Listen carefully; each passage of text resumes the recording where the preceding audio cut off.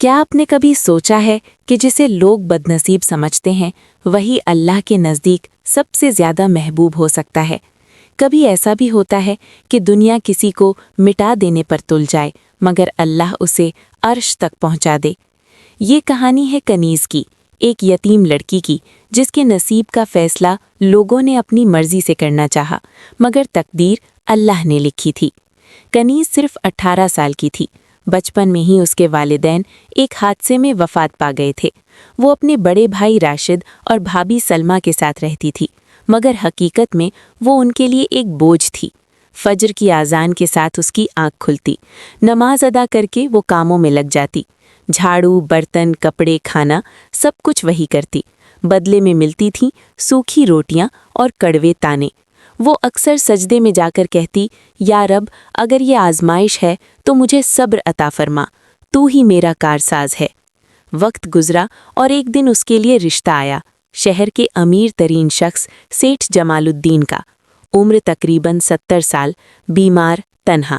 جہیز نہیں چاہیے تھا بلکہ مہر کی بڑی رقم دینے کو تیار تھے۔ لالچ نے آنکھوں پر پردہ ڈال دیا۔ فیصلہ ہو گیا۔ نکاح سادگی سے ہوا۔ کنیز نے آنسوؤں کے ساتھ قبول ہے کہا اور ایک نئی زندگی میں قدم رکھ دیا۔ حویلی بڑی تھی مگر سنسان۔ سیٹھ جمال الدین نے پہلی رات کہا، مجھے معاف کرنا، میں نے تمہیں بیوی نہیں سہارا سمجھ کر نکاح کیا ہے۔ کنیز نے جواب دیا، آپ کی خدمت کرنا میرے لیے عبادت ہے۔ اور پھر اس نے سچی نیت سے تیماردانی شروع کر دی۔ قرآن کی تلاوت، دعا، خدمت، ہر لمحہ خلوص سے بھرا ہوا تھا۔ ڈاکٹر نے 6 مہینے کا کہا تھا مگر اللہ نے 2 سال دے دیے۔ پھر ایک رات سیٹھ جمال الدین کلمہ پڑھتے ہوئے دنیا سے رخصت ہو گئے۔ وصیت کھولی گئی تو سب حیران رہ گئے۔ سیٹھ نے اپنی پوری جائیداد، حویلی، دکانیں، فیکٹری اور تمام دولت کنیز کے نام کر دی تھی۔